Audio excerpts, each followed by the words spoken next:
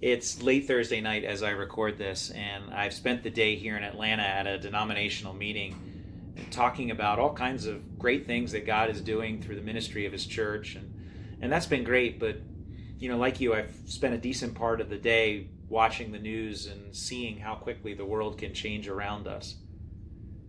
But at the end of the meeting tonight, one of the guys on the committee shared how earlier this week on Tuesday, his great-grandson passed away after a battle with a brain tumor. And it kind of put things in perspective, not in the cheer up, it could always be worse kind of sense, but just as a reminder that we really always do live on the edge of life and death.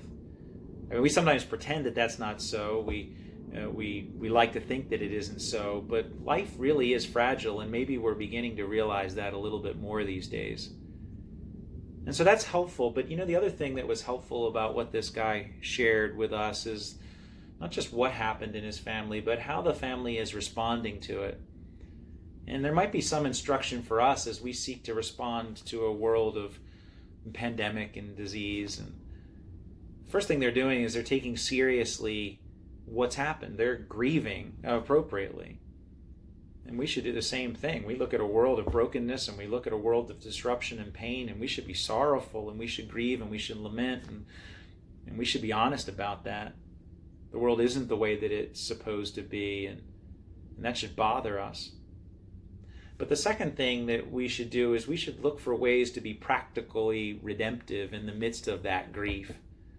For the family that's grieving the loss of their son, grandson, great-grandson, that means partnering with medical research to see that what happened to them and their family doesn't affect or doesn't happen to other families.